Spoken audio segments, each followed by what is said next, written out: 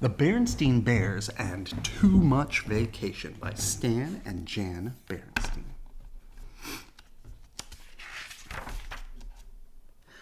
Can a bear's vacation with more rain than sun end up being the one that's most fun?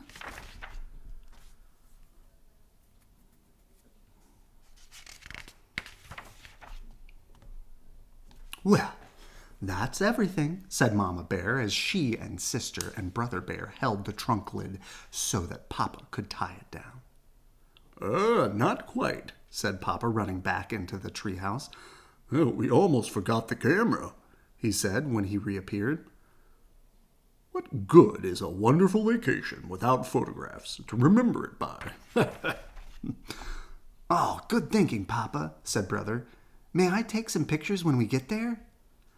And how about me? Sister wanted to know. Of course you may. Of course you may, said Papa, as they bundled into the car. We're all going to take pictures of the most wonderful vacation the Bear family has ever had.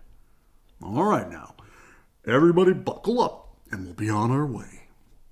4 safety belts clicked into place, and they left their safe, comfortable treehouse and headed for the excitement and adventure of a vacation high up in the wilds of the Great Grizzly Mountains. It had been Papa's idea to take their vacation to the Great Grizzlies. It'll be a real wilderness experience. We'll live off the land. We're getting too soft here in the valley with all our supermarkets and other conveniences. When he saw the ad in the newspaper, there was no holding him. It said, "Try a wilderness vacation, a lovely mountain cabin complete with a rowboat by a beautiful crystal lake." Ah, said Papa, painting beautiful word pictures, to wake with the rising sun and catch our breakfast from a clear mountain lake, to bathe in its sprinkling waters, to snack on delicious wild berries as we tramp the mountain trails, to gaze at the beauty of a mountain sunset, then to sleep through the peace and quiet of a mountain night, far from the noise of traffic and neighbors barking dogs.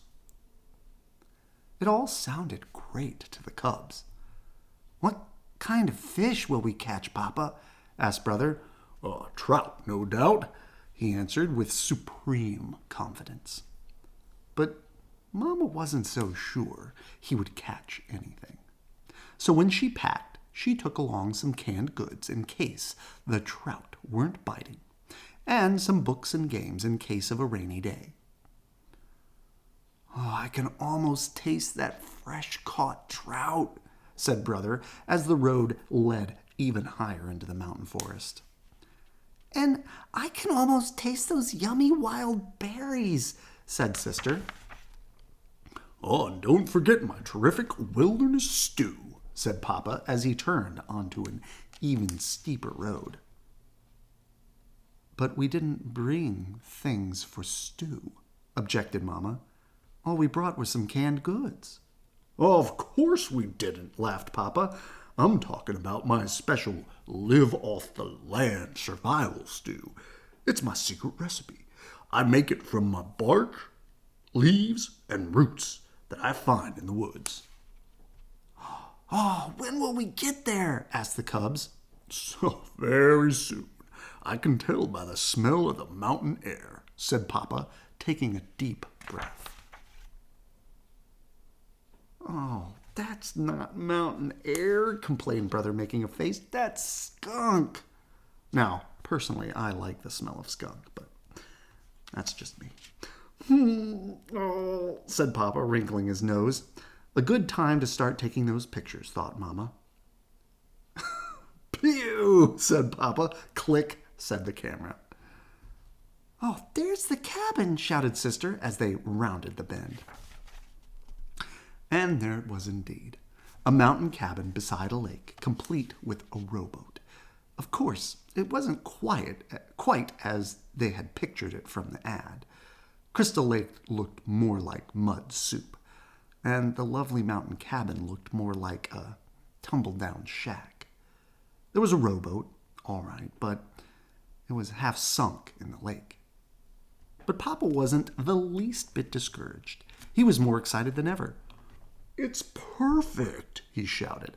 "The most perfect live-off-the-land vacation spot I've ever seen." Mama wasn't so sure. She noticed that there were no wires leading into the cabin, which meant there was no electricity. "Oh, that's the last thing we need," scoffed Papa. "What you need is a live-off-the-land vacation. What you need on a live-off-the-land vacation is plenty of can-do spirit and lots of forest smarts, and I've got enough of those for all of us." He took the cooking pot and folding chair from the car trunk. "Here," he said, making a seat for Mama. "This is a vacation. You relax while I gather the fixins for my fabulous wilderness stew. And you two tidy up the cabin," he called to the cubs as he headed into the forest with a cooking pot. But Mama didn't expect to do much relaxing on this vacation, and she wasn't surprised to find that the cabin was even worse mess inside than it was outside. There was an ankle-deep carpet of twigs, branches, and dead leaves on the floor, and it was practically a museum of spider webs, cocoons, and mouse nests. Time for another picture, thought Mama. Scurry, scurry went the mice. Click went the camera. "What is this?" asked Sister as she cleaned leaves out of the sink. "Well, that's a hand pump for water," answered Mama. "Just what I need." It was Papa, back with his cooking pot full of strange-looking bark, leaves, and roots. "A little water for my stew." He worked the handle, and the pump gurgled and squeaked, and after a while began to squirt water. Rusty brown water. But he wasn't discouraged. "Just what I need for my stew," he said cheerfully. "Ready-made gravy." Gross. He carried the pot outside where he had prepared a cooking fire. It was very exciting for the cubs, but Mama wasn't so sure. So she made a fire in the fireplace and warmed up a supper of canned beans and dried honeycomb. When Papa cried, "Stew time!" the cubs ran out for the first taste. Mama followed with the camera. "Here's to living off the land," said Papa, holding up a big spoon of the strange-looking stuff. Then he, brother, and sister each took a taste. "Ugh," said Sister. "Blech," said Brother. "Oh, patooey," said Papa. "Click," said the camera. Mama Bear's supper of beans and honeycomb proved very tasty, and Papa Bear stretched and yawned. "Now early to bed so I can get up with the sun and catch our breakfast." The sun didn't rise, and it was very beautiful, but Papa snored right through it. The frogs, crickets, and owls had made such a racket during the night that he hadn't fallen asleep until just before the rising sun lit up the sky. "Whoo, whoo, ribbit, ribbit, click, click, click, click."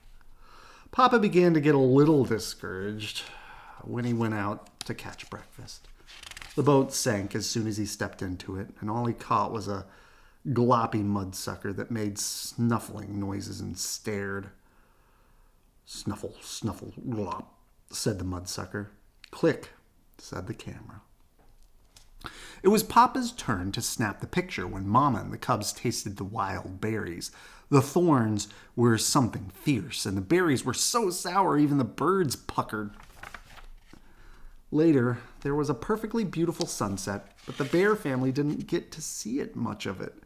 They were too busy swatting the swarms of hungry mountain mosquitoes that swooped in from the lake. "Live off the land, you say?" shouted Mama as they ran for the cabin. "With all these thorns and mosquitoes, it's more like the land is living off us." It began to rain just as they reached the cabin, but the roof leaked badly, and pretty soon they had more leaks than they had pots and pans. They spent a miserable night. By morning, they were soaked to their fur, and there was a foot of water in the front stairwell. "Don't worry," said Papa. "The rain can't last forever, and just as soon as I sweep out this water—" But instead of Papa sweeping the water swept Papa out the door, down the muddy slope, and into the muddy, mucky lake. When Mama and the cubs reached him, he looked more like a mud ball than Papa Bear.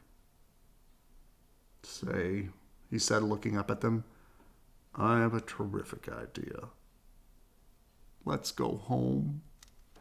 So the Bear family loaded the trunk, put the car top up, bundled into the car, and bumped and splashed down the mountain in the driving rain.